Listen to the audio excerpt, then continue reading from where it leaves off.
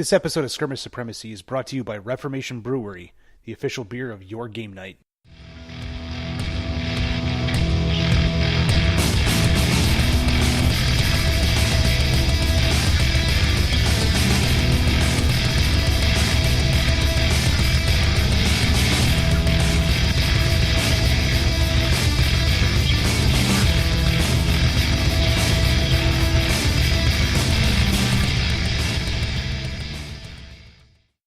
Good evening, ladies and gentlemen. I'm your host tonight, Nick. Tim has a work engagement, so he will not be joining us. So, coming all the way from UK, sitting in a hotel room and everything, we have Gary Deveraux with Underestimated Games. Right? Good evening. Yeah, okay. Have the box sitting next to me. I was like, underestimated, right? I honestly, folks, I really do not try to forget that before the names or anything before we start. I start going, and then all of a sudden it decides to run away. I'm like, I know it. Anyways, Underestimated Games just finished fulfilling their very successful first Kickstarter for Purgatory, which I am the proud holder of pretty much everything that they have. It came in a great big box that looks amazing. There is an unboxing video that I've got to edit and put out, so that will be happening if I'm ambitious or just kick myself enough. It'll air right around the same time this episode does. So you can go and look for that video on our YouTube channel. But now that I've babbled for a minute or two, Gary, how's it going? Yeah, not bad at all. And thanks for inviting us back onto the show. Much appreciated. It's good to talk to you again. Thank you. Yeah, no, definitely. We talked to you, before or during your previous Kickstarter, and then I backed it, and I actually was looking the other day because I know I said during the unboxing that it had been like a year and a half or something like that for your fulfillment period, and I realized I was wrong. It was actually November of 2016, and I think I got my box in mid-December of 2017, so it was right about a year. Yeah, we done well. We done well, to be honest. We aimed for earlier, to be honest. I think we're ambitious. I think we're also realistic to a certain extent, but as with every project, when you first embark on the road to self-funding kind of thing or crowdfunding, there will always be something that comes along that you perhaps considered but didn't consider in a certain light or whatever. And I think we're still proud that considering we're it's our first Kickstarter, to get the statistics are pretty easy actually. We fulfilled something like 46% early. We had about 20% that went on time, and the rest was late. But even late was still around about a year. So to fulfill your first Kickstarter within a year, we think was still a good result. Definitely, so I think your original goal for fulfillment was I believe like August. Correct. So I know that you reached out to everyone through the Kickstarter. I forget when it was. I want to say like April timeframe, and you said, hey, there are these different pledge levels, and we have this stuff ready. Will anyone, or does anyone have any objections to if we just start fulfilling this stuff now? And enough people said, no, we won't have any problems. I know I was one of them who's like, no, that's fine. Go ahead. Which is odd for a Kickstarter, because usually they, very much want to wait till they have everything, because fans and all that can get upset I know I definitely, got bummed out seeing people posting all their cool stuff, and I'm like, I don't have mine yet. I know I'm I know I'm that person who got like everything, but I wish I said no now. Do you know what? Some of your audience might be quite interested, because I think when, there's a lot of people that listen to your show that are Kickstarter enthusiasts or just general hobby enthusiasts, and perhaps don't see the behind the scenes kind of stuff. But when we put that out, we had something like 213, 219 backers, something like that. And we had one person say no. Oh, and wow. We were quite surprised by that. For the first Kickstarter that we've done, the feedback we've had has been, well, I'll be honest with you, it's been quite humbling. That the people have said that by comparison to Kickstarters, there's one guy, I won't name him because it's not fair, but he's backed something like 100 plus Kickstarters, and he just turned around to us and said, "Look, if some of the big companies had the communication, or even half the communication that you guys have demonstrated through your Kickstarter, they would be 10 times the company they are." And I think that we took a stance very early on, and just to say that no matter what happened, we're much better to tell people what's going on, whether it's good news, bad news, or indifferent, so that at the end of the day, your listeners and other people that have backed our game, they've spent money, they've given us cash that they work hard for, so they deserve to know, what's going on with their product. And we kind of said from the start that if we can fulfill somebody early, let's give them their stuff early. Let's not make them wait. It's their cash. Let's give them their toys. Let's get them painting. Let's get them playing. Let's get them enthusiastic for what we have to offer. And I think that's been very well received on quite a wide basis. In that, with the exception of 2 issues where we had one Moloch that just got smashed up by the postman, and some cards where we decided to shrink wrap the cards to try and give that extra edge of professionalism. And actually, it would seem that on some of the packs of cards, the wrapping machine has heated up the cards and they're bonded together. But other than that, we've had no complaints and nothing but positive feedback about the product and the quality that we've offered. That is really awesome to hear. I know, other than the post deciding to take forever to get the package here, that when I got it, everything's been great. Taking all the stuff out, just was amazing to have and get, and holding it and seeing the quality of the minis, the quality of everything that has been put into it. You could feel the passion for what you've put together. And that's a really, really good thing and a really nice thing. And then, like you mentioned, the communication was spot on.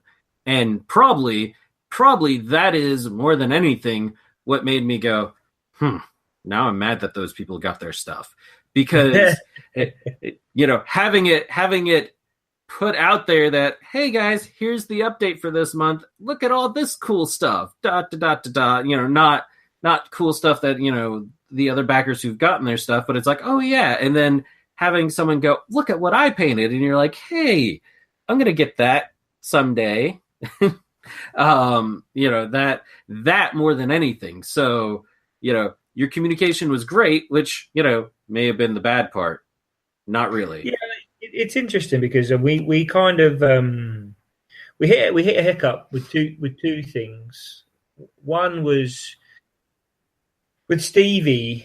We had to get a model that was symmetrical with the piano, so it had to be digital. So going through that process and scaling it correctly was a lot longer than we anticipated. What we should have done was get Stevie done first, because what Stevie had to do is he had to be 3D rendered, and then he had to be printed, and then he had to be shipped to the sculptor, because we wanted the actual Stevie, the physical human character, to be the same, in the same style and same keeping as the other models that had been, traditionally sculpted. So we then had to send it off to go to that person. That person then had to do that work, and then had to send it back to us, and then to get it ready to be casted. So it took a lot longer than it should have done. And we had some issues with our caster as well, in that it took a lot of work on.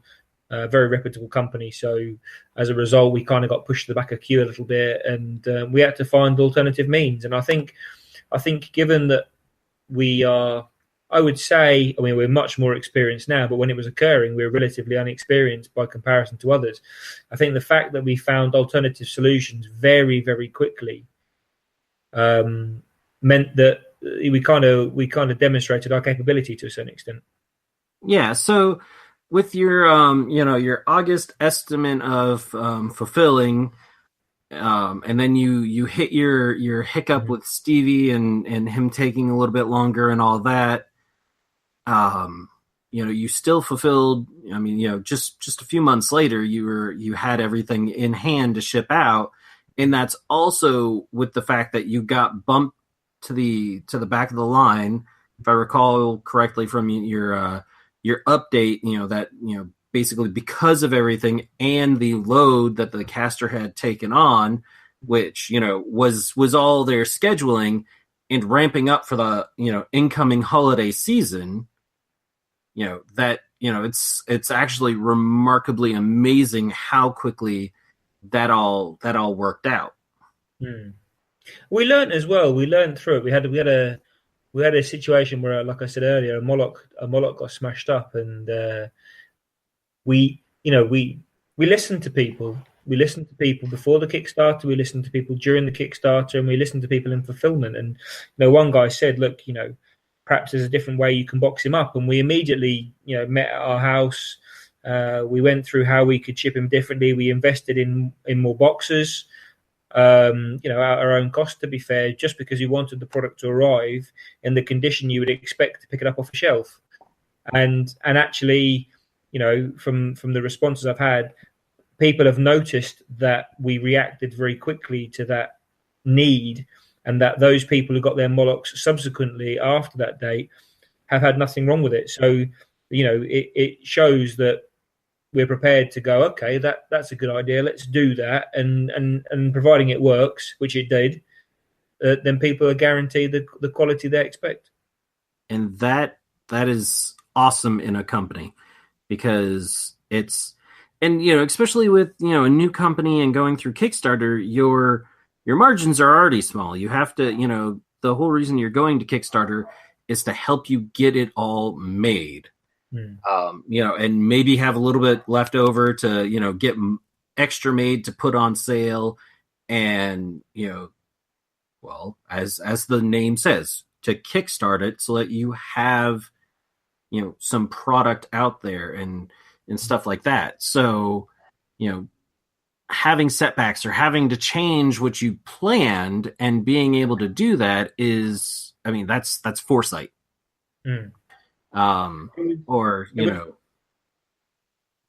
Sorry, go ahead. We had a couple of situations. One thing that we didn't allow for, and if anybody's listening that does their own Kickstarter, and we have talked to other people about this, is that Kickstarter take a fee. And so what happens is when let's break it down. If you want to buy a can of, so say I want to go to Kickstarter and I'm going to design a can of Coke, and I need £1 to make 10 cans of Coke, and I need 10 people to back me at 10 pence a can, and then everyone will get a can of Coke. If you raise your £1, and when they come to collect the money, 2 people don't pay you, not because they choose not to, but because credit card details bounce, or they just don't have the money in their account, or whatever it might be. Because you funded, you still have to deliver. You still have to make 10 cans of Coke, and you would, in this example, make a 20% loss. Mm-hmm. Because at the point of time in which the project closed, you funded, regardless of whether the money was collected or not. You still have an obligation because you funded, and Right. we had that to the tune of about £1,600. Ouch. So we had to deliver the project at £1,600 less than we planned. That's definitely less than stellar. That is a very polite way of putting it. Yeah, no, that really, that does hurt. But we sucked it up. To be fair, we sat down and we looked at things. We looked at costs and we looked at how we could do things. And we said, you know what? No, these people have, they've placed their trust into us. So we need to deliver. So it's on us.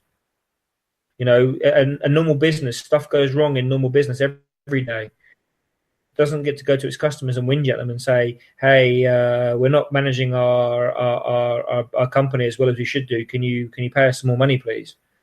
That's just not how business works. So we're realistic and we're commercially orientated. So we decided that let's just get on with it.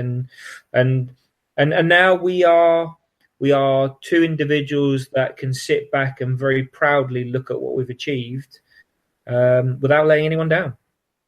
Excellent. And as a backer who is very happy with the stuff that he received, thank you for all that. You are most welcome, sir. And thank you for backing us. Definitely. Which does lead into a little bit more of the reason that you're on tonight. And that is you are getting ready to expand the game a little bit, and you are going to be heading back to Kickstarter to help with that. It's the Refugees of Religion. You want to dive in a little bit? Yeah, that's correct. We said from the beginning that we wanted Purgatory to be a familiar take, but with something fresh but familiar. So we didn't reinvent the wheel with, trigonometry-based mechanics. We looked at what people like. We know people prefer they like dice-based games. We know that people like deck building. We know that people like immersive worlds and to identify with particular characters or individuals. And we know that people like to take great pride in the models they put on the table and play with. And so we said from the very onset that we wanted Purgatory to be more than just that game that gets put on the shelf, that's played a few times. We wanted to give it the opportunity to become expansive and to have, I would go as far as to say it has the possibility to be limitless. And so the Refugees of Religion are the next step in that evolution.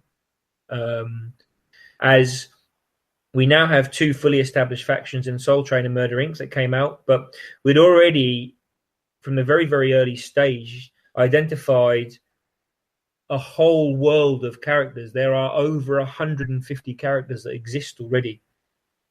They have very basic rules. They have identities. They have backstories. They have stories that intertwine with existing characters and characters that don't exist yet. If you look in the rule book and the background book, you will see there are 20 angels listed there. Yep. All of which have a faction assigned to it. So we'd planned for the future. And the Refugees of Religion, they come out on, we go to Kickstarter on the 28th of February, 2018.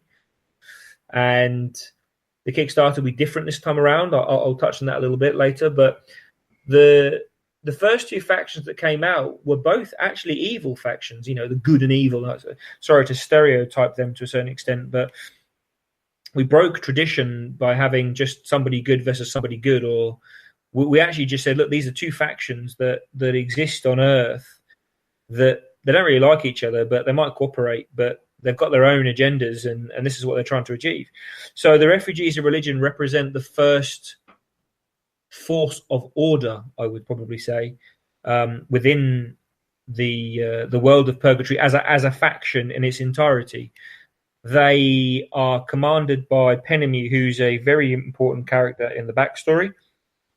She is the angel that is almost picking up the pieces after Satan done his bits, and she's tracked down some of the renegade angels that have fallen onto Earth, and she is trying to systematically wipe them out. Unfortunately, because the Earth has become fractured and sort of split by the presence of all of these sort of heavenly beings, that actually no one side can get the upper hand. So what's occurred in the age of Purgatory is that rather than enslave us, they've changed their minds, and now they are recruiting and enlisting us, and we flock to banners almost for protection.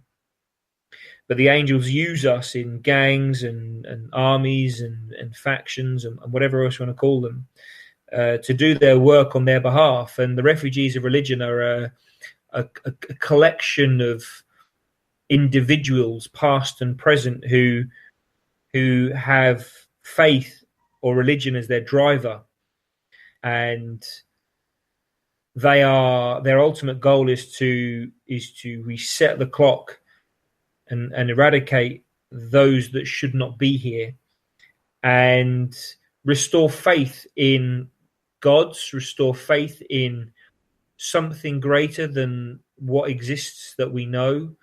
They are in absolute trying their hardest to restore balance or restore order to Earth. And there's some very interesting characters in there. We took a decision because Purgatory is so diverse. Even though the Soul Train have a musical theme to them and Murder Inc. have a murderous theme to them, you can kind of see what we did there. There is no uniformity in the models. So we listened to what people said, and we know that some people like to have 7 or 100 models on the table that all look the same, that can all be painted the same, and they all match in terms of color. So we decided to drop a few characters and push a few characters in, so that you can get that with the refugees of religion. There are 7 nuns, give or take, in different guises that you can have a lot of fun with. Huh. That's interesting. Because with this first Kickstarter of yours, or with this, with these first 2 factions, I should say, everybody's different. Everybody's extremely unique.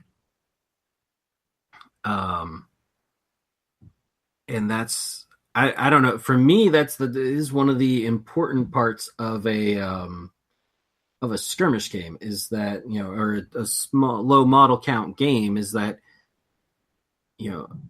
everyone should be fun and unique. So having nuns in different guises sounds interesting,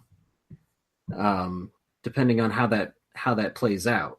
Though, it still sounds like they're going to end up being unique. They are very much unique. You've got so I'll run through the group. You've got Penemu, who's the angel, and so actually let me go back a step. The Soul Train were designed. We identify. The way that we design a faction is we look at the host and we go, who is that host and what is their background and what do they stand for? What are they good at? What was their role within heaven? And we really flesh out that character. And then we look at that character and we go, what are their key characteristics and what drives them? And then from that, we kind of replicate that into what the faction should be. So who are the kind of people that would associate to somebody like that angel? So Ereshkigal, she's the guardian of souls, before the underlife, and so she is soul orientated. So it was very easy to tether the Soul Train, a musical band based on soul music, to her. It was quite easy.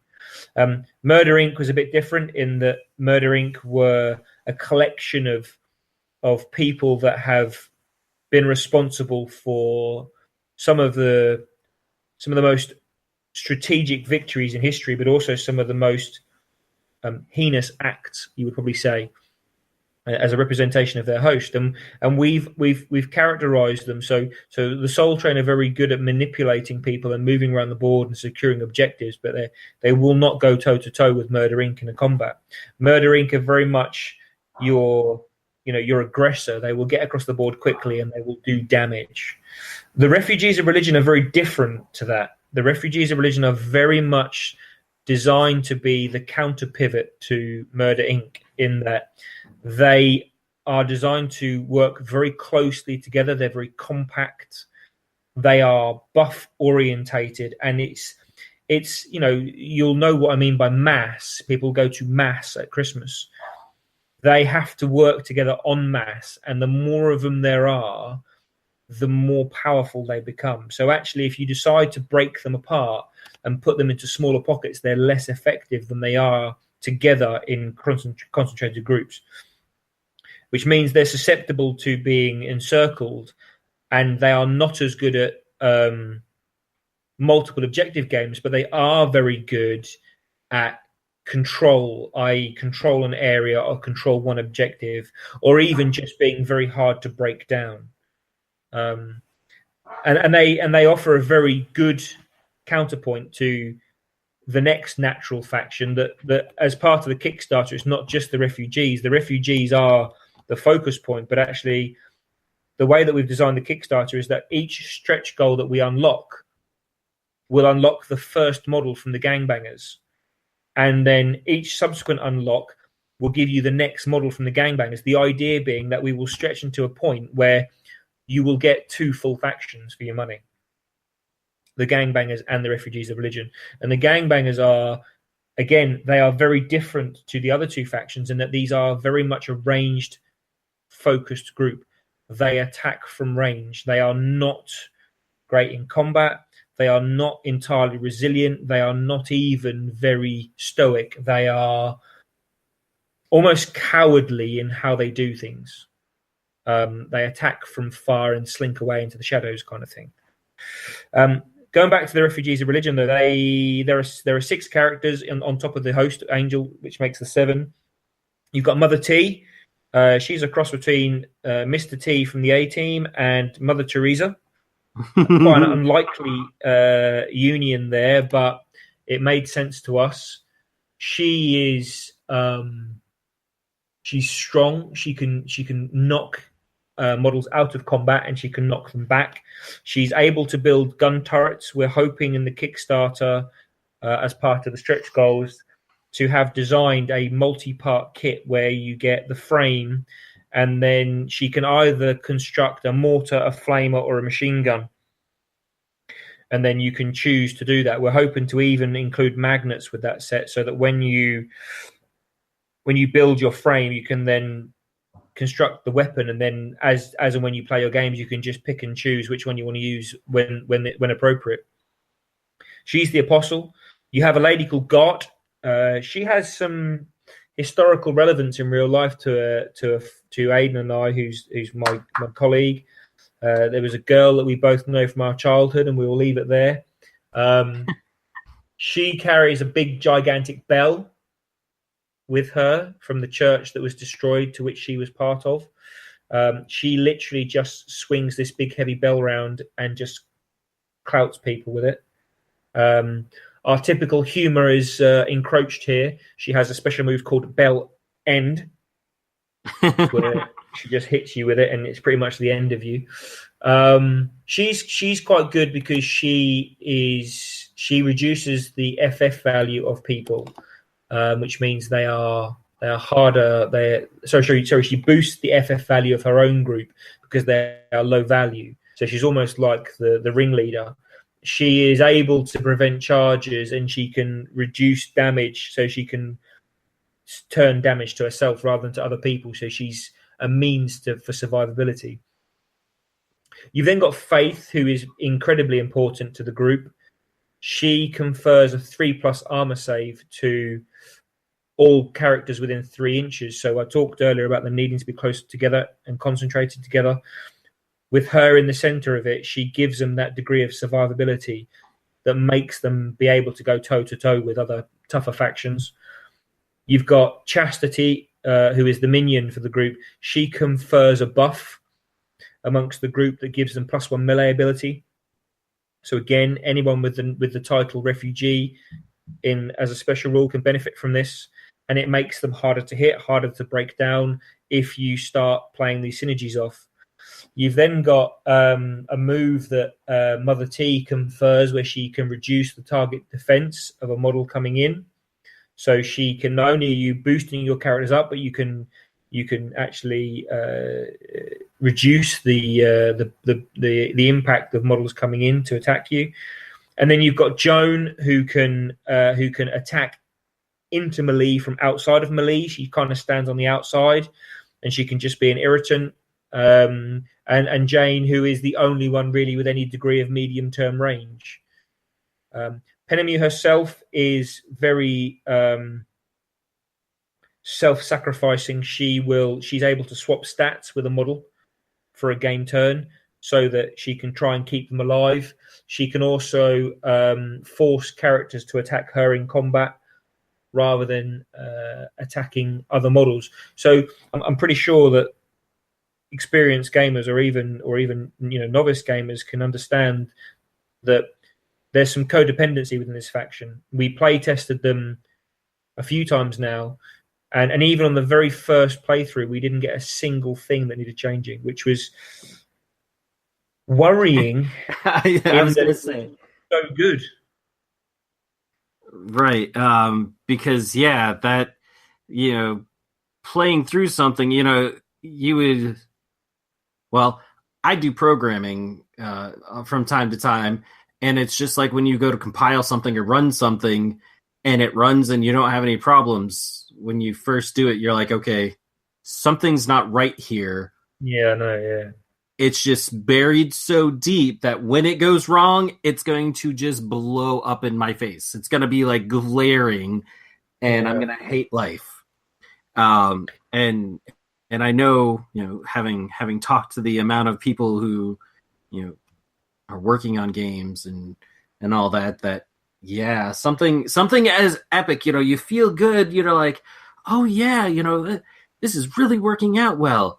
And then you get done and you're like, I don't feel like there's something not right. What? I don't know. It's unnerving. It's unnerving. We had one of those moments in the main rules. Actually, we thought we'd got it right, and then line of sight. We changed line of sight very late in the day. We play tested, and then this one unique scenario come up, and it just caused a huge argument. And I was like, "Whoa, hang on a minute, what's going on here?" And it was typical gamers just trying to eke every millimeter out of the situation. And I just said, right, let's kill this, let's do this, and let's make it right. And we've made it right since, and it works. So you're absolutely right. These things you can play test and things will go wrong. And and we are honest about that. We play tested some characters in Edinburgh, in the UK, and a guy just asked a very simple question. Small Daniels has the ability to. He has this move called the Wizard's Sleeve, and he can pick a character up and he can put him up his sleeve, like magic, ta-da, and he takes him out of play for a game turn. And someone just asked a simple question: if I kill him and there's somebody up his sleeve, does the person up the sleeve die as well? And I was like, well, of course, because if a magician dies halfway through a trick, the guy is not going to come back again. The trick doesn't get finished. So we just created an errata, put it on the website, and it's done. So. And because Purgatory has this unique USP in that you can choose to have a faction and you can gain the benefits of the synergy within the faction, or actually you can mix and match these characters just to make a group of your own. You can make your own mercenary gang. And that's where we fully expect some people to come up with some combinations that are, pretty punchy. And we will review these as they come up, and we'll play test those scenarios ourselves. And if we need to, we'll make adjustments accordingly. And that's good to, actually that ends up sounding a lot more like, kind of how Magic the Gathering, to equate it to something, works, is that sometimes they put out cards and the card itself may not be too bad, but then once it starts getting combined with some of the other combinations they didn't consider, it's like, okay, that one is just not allowed anymore. Yeah, let's ban that. Let's ban that one. And and that that can be totally understandable with a game, especially where you're allowing something like, as you just said, building a mercenary faction that is just that. It's made up of whatever you feel like putting together, and that can result in things that are insane. We put a natural mechanism into it because we increase the points cost. So, for example, if you want to take a specific character as a mercenary, there is an uplift to their cost. So you're paying for that synergy anyway. To synergize two models, you're paying twice technically. But also, we said that if each host has an angelic ability, which is much easier to use on a model that is of the similar alignment. If it is unaligned, i.e. you take a character from Gangbangers and the host is from Soul Train, it is much more difficult to use your angelic ability on those characters, which again just acts as a natural counterbalance to anything that might be created that's just unholy, shall we say. Yes. And that's that's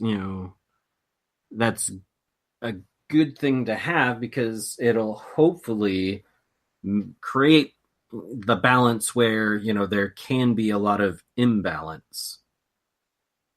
We're doing something different on this one as well, in that we talked a long time ago about a number of things, and we've been quite cute about it. The first thing we're going to do is, we had such good feedback on the story, which, given that I wrote it back to back, is, as my wife pointed out, she said, people have bought your book, which makes you an author. and that was kind of, I kind of felt dirty and quite good at the same time. But the feedback we've had on the story itself has just been overwhelmingly positive. People are genuinely asking for, what's next. I want to know more. So we always wanted to do what we're going to call tomes, which I suppose is the equivalent of an army book or a codex or whatever you want to call it. And the first one will come out with the Refugees of Religion. So on the Kickstarter, there are 3 options. There's and we're very respectful of our previous backers, which you will probably quite like to hear, but being one of them. But there are 3 options. The first there are 4. There is £1 donate. There is the Refugees of Religion, which is get the 7 models, and that's what you get. There's the Refugees of Religion plus a rule book, which does what it says on the tin. So it's for those people fresh to the game that want to just buy the rule book and understand how to play it. And then there's the Refugees of Religion with a tome. Now, a tome is, we've already started writing it, and what it will do is it will focus on how that faction came together.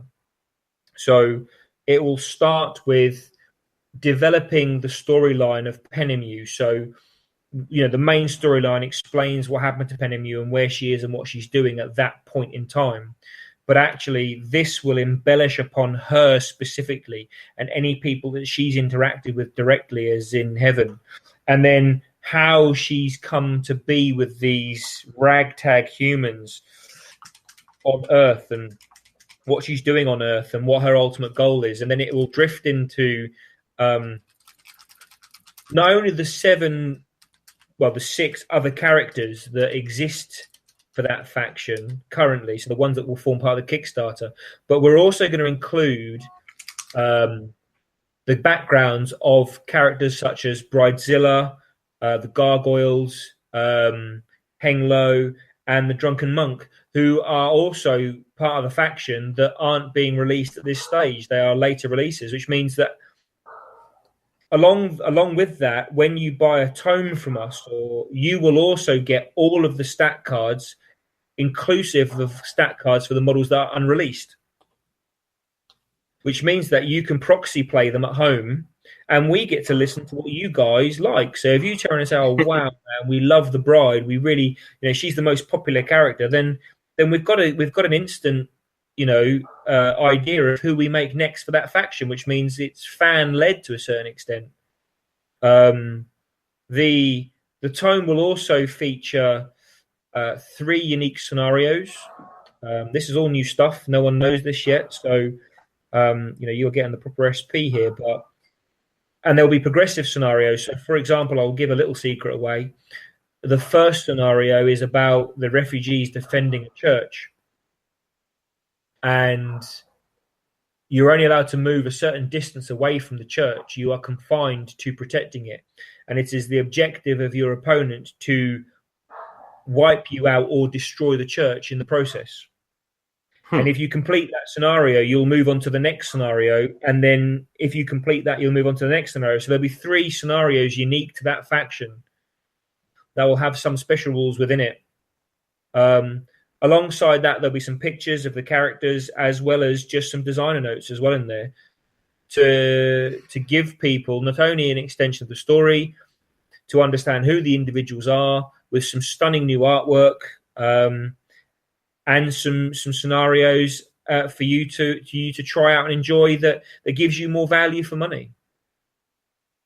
I really like that. The tome actually, a little bit of, especially how it sets up for the future stuff. As you first started saying, it made me think of Blood and Plunder. And when Tim and I looked at that at Adepticon, or on our way back, and regular listeners have heard it several times, I was looking through, and not only was there the stuff that we already saw and knew existed, but there was little things in there, and and other bits and pieces that when looking at it, it's like, oh, well, they've set themselves up for their future releases. They've set their, they, even though they weren't releasing it now, or in their first book, or not the first book, but in the first iteration of the game, they're going to expand in this. Some of it's horses and weapons like blunderbusses, things like that it's like, oh, that's, I like that, because it's not future proofing, but it's future preparing. I am preparing and setting myself up for that success in the future to make sure it's there. And you have the added benefit that you're creating characters, and if you ever have a moment where you're like, I want to create a character, but who do I create? You can just go and look on your Facebook group or your emails that you get or messages and see that, well, everyone is saying they want this person, or there's enough people, and which is great from a business perspective. You work in business anyways, so you totally understand that. But it's great from a business perspective, because then it's not as much of a risk to decide to create that model and put it out there, because that there's enough people interested in it. Absolutely, and I like that word you use, future preparing. You're absolutely right. Each faction that we have created. So for those of you that have the rule book, flick to the Dramatis Personae. There are 20 characters in there, including 2 others, but 20 characters specifically that are angels with factions. Each of those factions has at least 10 models that are already developed. So that's 200 plus characters. That's names. They've already got basic ideas. There are different levels, to be fair. Some are, obviously we naturally are focused on the ones that are coming out first. It's our priority. So it's, as with anything, you work on what's coming next. And so to give you a glimpse of it, Soul Train's done, but there are 3 characters in the Soul Train that you haven't got cards for. You can pick them up in the random packs. They are in the random packs. There are also 4 characters in Murder Inc. that you don't have cards for, 2 of which are Synergize and Link, the Piper and the Triplets. There are 5 extra characters in the Refugees of Religion. There are 3 extra characters in Gangbangers that you haven't seen yet. And then all of the characters of Pile of Tricks are named and have backgrounds and rules. And the same for the Hanford. And Equilibrium, actually. And Equilibrium are also established, which is Death's faction. So actually, we're already quite far down the road, and the hope is this Kickstarter can be successful, and if it can, we've got, we will have a range by that point of 32 models, which in a year and a half is not bad. No, that's pretty amazing because each one is unique in its own way. They're all unique sculpts. It's not just even designed where, though they're they may come on a sprue or whatever, and may stand in a certain way or what. They're not the same. I guess the best example I'm thinking of is from North Star and the Frostgrave figures. There's 5 unique bodies in usually each one of those boxes, but really they're all kind of the same. There's in this case, everybody's unique, and so building up a range, especially as you said, a year and a half, something like that, is pretty amazing for starting out. We hope. I mean, just to touch on what the Kickstarter will be, we really toned it down. So I talked about the 4 options earlier. The price we think is pretty sensible. It's £55 for 7 models. Now, bearing in mind that one of those is a big angel with loads of wings. They all come with resin inserts, which is a nice touch. You don't get that very often. They come with the stat cards. They also come with the sand band cards that are unique to Purgatory and give you another little side game to play. But the idea is that each stretch goal will be represented by £3,000, and just making it nice and simple, nice and generic. Every single stretch goal we release, we unlock. Every single person will get that model for free. So, for example, if we fund our funding target, everybody who spends £55 will get 7 models, and I think that works out about £7.91 a model or something like that. If we stretch all the way to the 7 gangbanger models, for your £55, you'll get 14 models, and the price per resin model goes down to about £3.40 or £3.53 or something like that. Which means that that's seriously good value for the quality that we offer. Very much so. The idea of the Kickstarter on this occasion is tell your friends, because if you tell your friends and they back it, the chances are you're going to get closer to getting something free, and so will they. And actually, we could have, maybe I'm saying too much here, but we could have been cheeky. We've got one model for the Refugees of Religion that's already released in Faith. Not many people took her up in the Kickstarter because she was added quite late. And we've also got Cyan for the Gangbangers that we added after the Kickstarter, just to try and add some continuity to releases. But we have 3 models from the Gangbangers already available. And pretty much everyone's got St. Peter because they like him. He's one of our most popular models. But we could have easily gone with the Gangbangers and said, well, it's tough. You get 3 models that are already existing and you might already have. But we thought, well, that's just not on. We're here to offer a service to our customers. So let's go with the ones that aren't released, and let's give people new content, new characters. And actually, if they're going to pay for models, at least let them pay for something new. If they're going to get something free, then it's not so bad if they get a duplication, because they can convert it or change it and make their own character with it. So that's the reason why we've done it. And 14 models for £55 is not bad. Not bad at all. And, I guess I'm even more happy that I have you on, because I'm telling lots of my friends. Well, as you may or may not know, if you have people that listen to your podcast that are local, I can tell you exclusively, I guess, that Discover Games, which I know is relatively local to yourself, they have been sent some stock. They have a demo game that's going to them. Posters. They have prizes to give away for people that demo the game. So you'll be able to get your hands on some of the Gift of the Gods cards, the Halloween set or the Christmas set, or some of the more limited ones. There'll be some free posters handed out.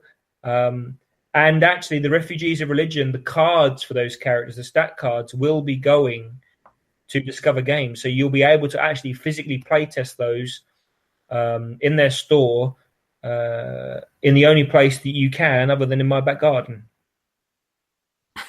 That is awesome. And yes, for anyone who's listening, Discover Games is in Fayetteville, Georgia.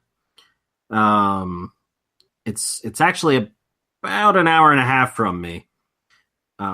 Nice little shop. It's not my normal one, but I feel I will be making a trip down there with Angels at some point.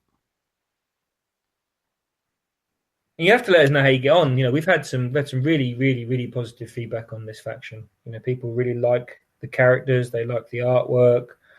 I think that one of the things that we've been quite careful to do is that we put pieces of artwork up for people, and then actually we very closely to that artwork, because there's nothing worse than going, what amazing pose, and then you get the model and it's sitting down with its legs crossed in prayer position. You're like, oh, hang on a minute. That's not the guy swinging a massive broadsword and in a vicious arc. So we've been quite careful about that, and we'll do the same with these guys. And actually, we're considering the possibility of adding alternate arms as well, maybe, so that if you do want to have, let's say Jane holding the Uzi in a certain way or in a different way, you might have the choice this time around. We'll see. It depends on how successful the Kickstarter is, but we're trying to, within the realms of possibilities, offer as much value as we can.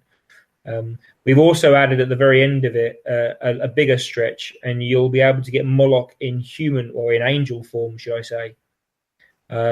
We really hope this guy gets unlocked, because he's such an important character in the world that having an alternate version of him will be fantastic for the game. Oh, that's right. I remember seeing him in a recent update or a picture of it. It showed his angelic form. And yes, definitely pretty awesome looking. We hope to get him out. To be honest, we really, really do. So there are other things coming as well. When we went to a show called Dragon Meet in December, I have it on good authority. I don't know absolutely, but I've been told as much, that Purgatory is one of the most popular demo tables on the day. The table was full all day long. I don't know if some of your listeners have seen, but I created something called Purgatory Street, where I bought buildings and graffitied them and made Keisha's music store and a park, and I'm still adding to it, but it functions at the moment. And we took that down, and it was just, people just loved it. And what we've done is we used it as one of the things we want to do is that we had a lot of people ask us about the possibility for cooperative play. And, skirmish-based games don't lend themselves to that. But because of the way because of the Purgatory world, we saw possibilities in it. So we've started designing some bits behind the scenes, cooperative game, or even a single player game, really, to a certain extent. But and we trialed it at Dragon Meet. We put Moloch up against the rest of Murder Inc. to see how often he would survive, just to test it as a mechanic. And Moloch got beaten to death on pretty much every occasion, which surprised us but pleased us in equal measure. So what we're thinking about doing is, and when we offer free content to people anyway, there is a short story imminent. I'm just putting the final touches on it about one of the characters in Murder Inc. And it'll go up on the website. It'll be a free download for you to just go and take away and have a free short story. There are 4 others on there already at the moment that you can just go and help yourself to. But the idea will be that this cooperative-based campaign will be available for free as a download on the website. And what the idea will be is that you will start with one model, and you'll get to choose who that model is. And then you will build your faction as you go along. A bit like the Jackson and Livingston books, where if you complete it in a certain way, you get this character. Or if you complete it in another way, you get this character. And build your faction as you go along. What you end up with is who you've got to face off against one of the four horsemen of the apocalypse, for example, or maybe Moloch in his demon form, or something along those lines, which means that you can play with friends and try and defeat the end boss, if that makes sense from a gaming term point of view. So right.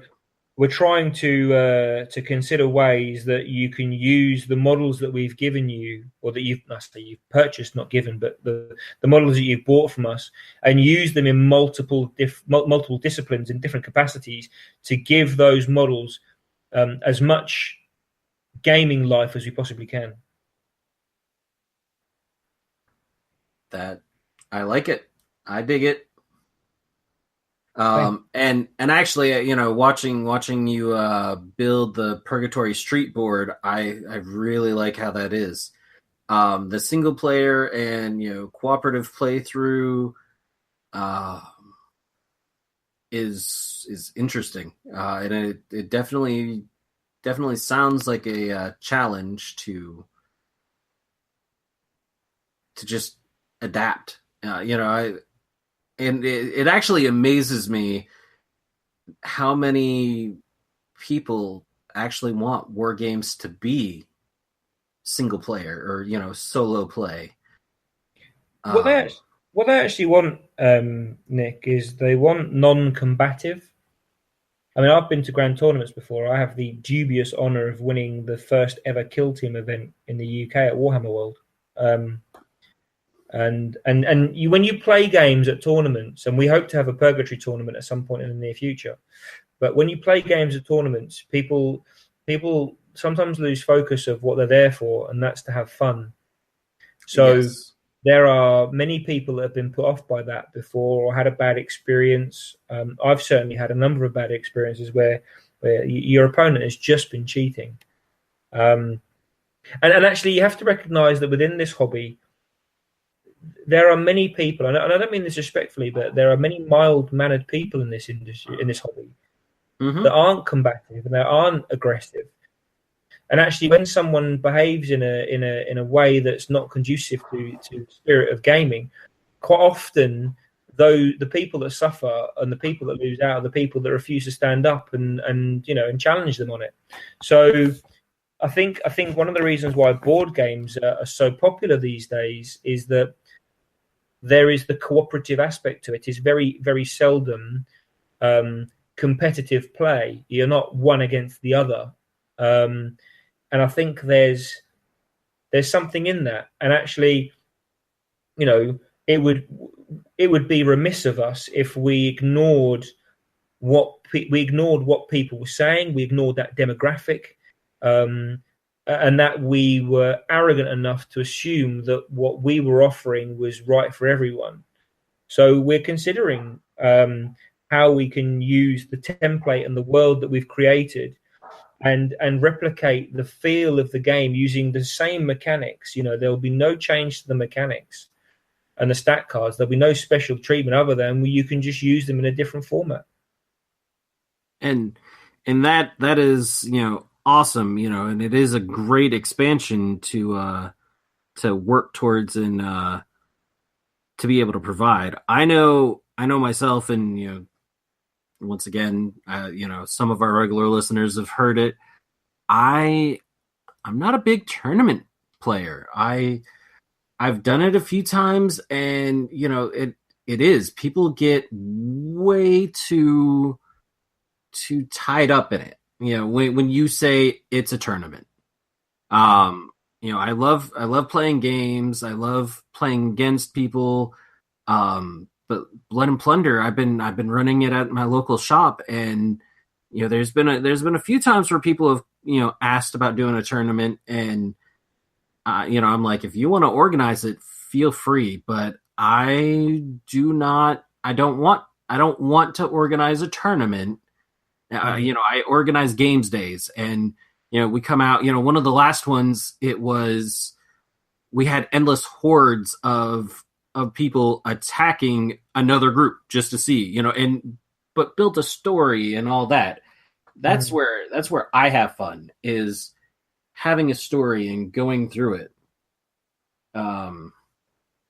and having a world where you can have a story and you can go through it, and that leaves those memories with you is what I love. And you know what, we were talking about it a little bit before we hit the record button. And that's the backstory. I was telling you that as I read the fluff, and you mentioned that fluff is important.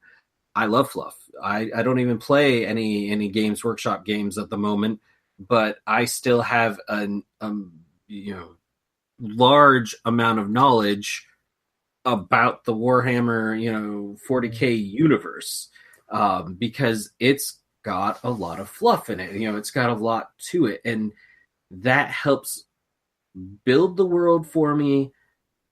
I almost went totally Lord of the Rings there. One ring to rule them all, bind them in dark. Fluff. It's what sucks you in and just makes you feel invested in it. Well, you're absolutely right. That's one of the reasons why we wanted to do it. Our story will progress. We have plans already in place for the emergence of St. Michael and Satan as an expansion. They are coming, and they will be horrible. And they are the next level up. They are archangels, and we know what's going to happen. We know why they're coming back, what's forced it. We know who will be affected. We know who will die.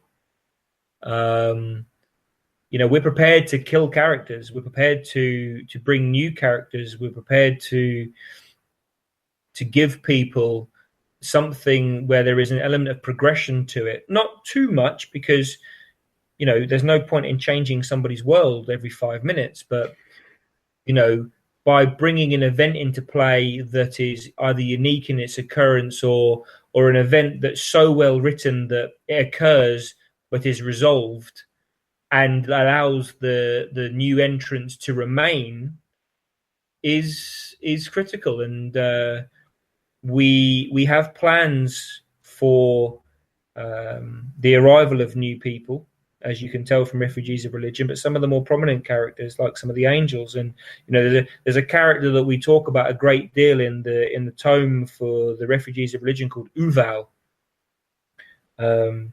Uval is actually a disabled angel.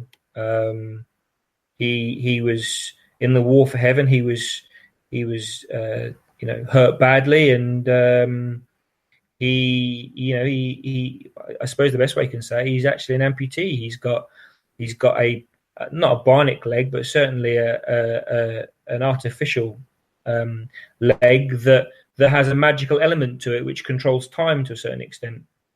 And he's a very interesting character, and he is determined to bring religion to its knees. So he's a natural enemy for Penemu and her faction. And we know that within the story that we're writing at the moment, I can't say too much because it will give it all away, but we are starting to drop hints about what is coming and who is coming. and by reading those things, you will start to piece the pictures together. If the tomes go well, if people pick up the £65 pledge for a tome and the faction, and it does, and there's a popularity for it, we already have created the framework for a tome for the Soul Train and for the Gangbangers and for Murder Inc. So we know what we want to include. We know how the stories that we're hinting at what their perspective is from these other factions and how they're viewing them and how it impacts upon them. They're all things that we've considered already.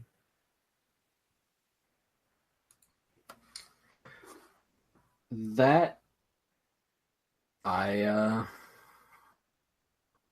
like it. I think I've mentioned that a couple times now.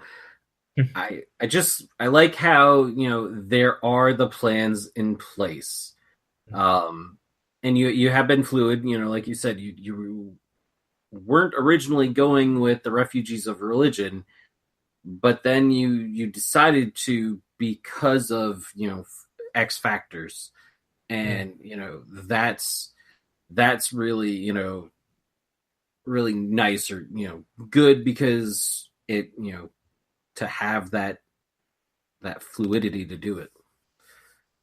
We asked our backers as well. We asked them, what do you want? Do you want gangbangers or do you want refugees? And actually most people voted for the refugees. I'll admit, I really like Faith. I like the model. I would like to, and seeing some of the art and whatnot that has appeared, I am game for all of that awesomeness. Though, it's Peter, right? Wings Club. Yep. So there's the St. Peter. That model, he's a gangbanger, right? That's right. Yeah. And if there was nothing else to kick off my I liked Purgatory, that was one of the first models that at least I remember seeing, and I went, he's just awesome looking. I like him. He's standing there. He has his wings out. His body is turned so that he's looking to the side. He's got his arm extended with a baseball bat, pointing down, and just the look that he has, the stance, the base. I mean, you were talking about the resin inserts and all that. He comes on a really large base that has some good detail in it. Just all of that together, and I was like, "Yep, that dude makes me." And then having a chance to see the rest of it, and like I said, seeing Faith, I don't have her yet. I'll be picking her up, February 28th.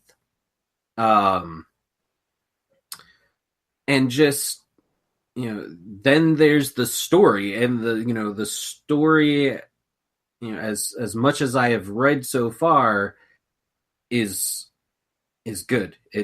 I like it, and once again, that whole, fluff binds you, and drags you into a game, or can, bring you into that world.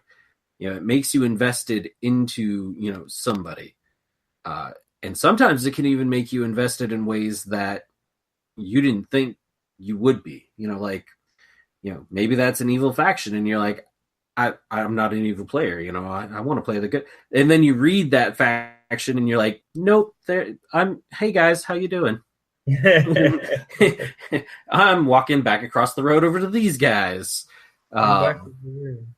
It's always interesting because, and I guess, because it is a big game that has been around for such a long time, Warhammer 40K, the more and more you read about it, the more and more you realize that nobody's good, or the closest that might be good are orcs or Tyranids. Yep.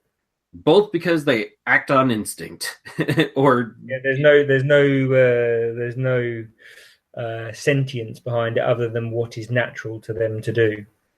Exactly. It's like, oh, so the two, kind of mindless. If orcs all got together, the galaxy would burn, and Tyranids just want to consume the galaxy. So it's like, oh, those are the only two that you can say are good. It's interesting that we have a faction that will really intrigue maybe some of the listeners here. Is Equilibrium is going to be our first foray into something very different. The faction is built so Death is she gave up her role as one of the Horsemen of the Apocalypse, and she has a very cool backstory. She's actually Eve from Adam and Eve. The story's on our Facebook page. You can go and find that. And basically, she is her job is to cut your thread and take your soul to the afterlife. Now, her faction is Equilibrium. She has three. There's fewer characters in this group, but she has 3 characters that are in balance and chaotic, and she has 3 characters that are balanced and good. And they will play in the game in that you need to have equal elements of those characters to have a balanced faction. So in the fluff for these guys is that every time the world is in a good place, and let's say we're overpopulated, death will send a destructive force along and will wipe out some civilizations or whatever else, or there'll be a war or whatever it might be, and she will reset the balance of the earth. And if actually there's loads of things that are naturally occurring by humans and it causes destruction and death, she will bring around something good and she will create balance and harmony in a different way. And on the board, you will need to have these different humors in play. And if you lose a character that is, let's say, good, and you're outbalanced by the good is outbalanced by more destructive aspects, the stats will change based on the current harmony that exists on the tabletop. Huh. I like it. I can see how that is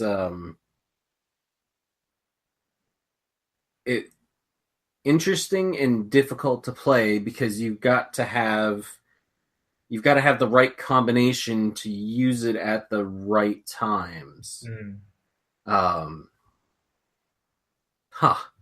that's interesting because you might want to force.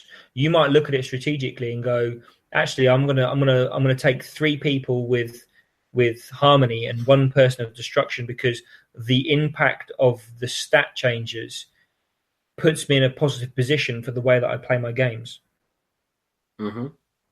So it's going to be interesting to see how people play that faction, and that's part of Purgatory. It's the strategy of building your faction, but also the gift of the gods cards and how that deck plays alongside your faction to give you a unique gaming experience every single time. We've said that we want people to think about how they play. One of the comments that we had back from the Refugees of Religion is that they force you to think about how you're going to play as a person. And we've got another faction as well that we haven't really said a great deal about. They exist and people know who they are. They're called the Hemogoblins. They're our first non-human race because of the portals.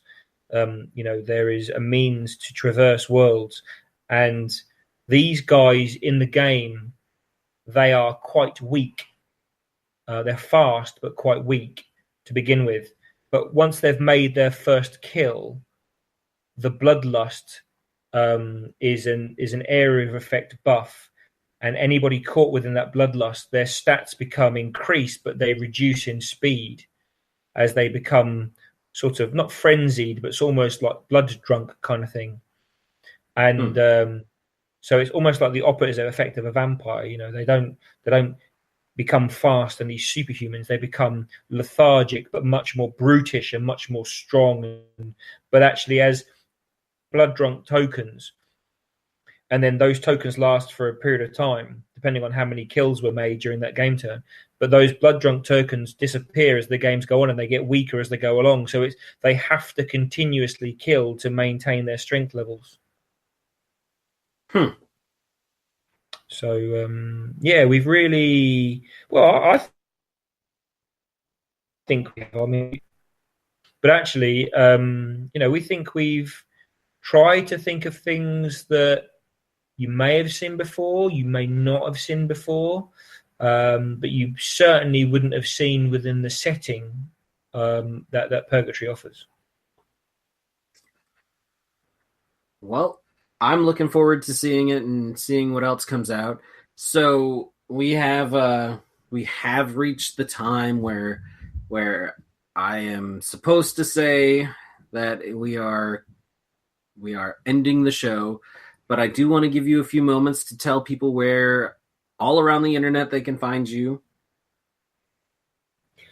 Thank you very much. There is one thing I'm going to do. I may be blindsiding you a little bit, but how about an exclusive for the Skirmish Supremacy podcast?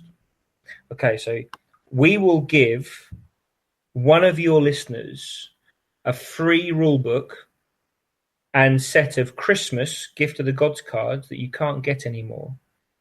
And all you have to do is send an email to inquiries@purgatory-miniatures.co.uk, and in the email text it just has to say, I love Purgatory and I love Nick. And if you do that, we will pick one person at random and we will send you a free rulebook and Gift of the Gods card set to get you started. And I will include that email below for those of you who aren't English. It actually is a E, not an I. Yeah, of course. Of course. But you can find us. You can find us at Facebook. There's a Fans of Purgatory group that's been created. It is Fans of Purgatory.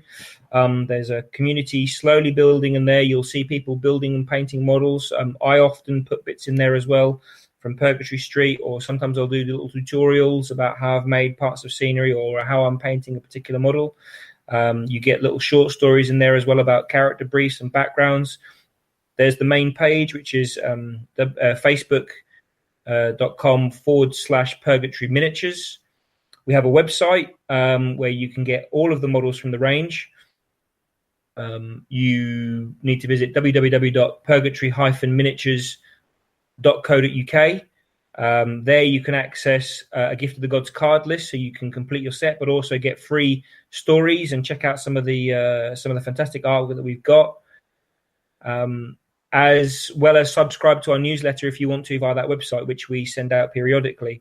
You can now, or you will be able to play games in Discover Games, as Nick and I alluded to earlier, and you'll be able to play the Refugees of Religion there. So if you don't know about these guys and you want to go and have a little look in your local, then head down there and have a look. If not, hit us up on Facebook, drop us a like, and we hope to see you on the Kickstarter.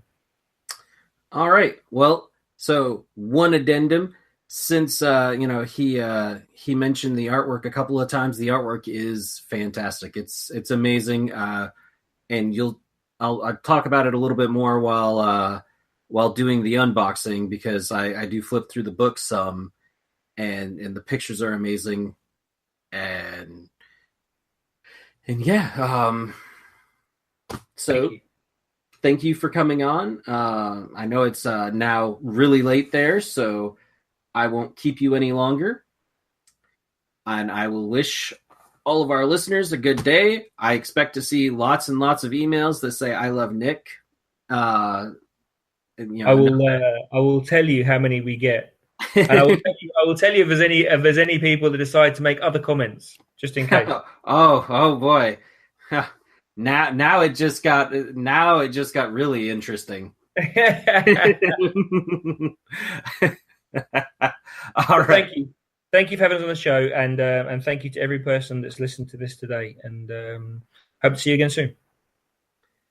All right. Have a good evening, everybody. Thanks for listening to another episode of Skirmish Supremacy.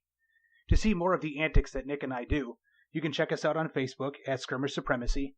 We also have Twitter, which we can be reached at Skirmish Supreme, because apparently Skirmish Supremacy does not fit in Twitter. And if you want to email us directly, you can reach us at tim@skirmishsupremacy.com or nick@skirmishsupremacy.com.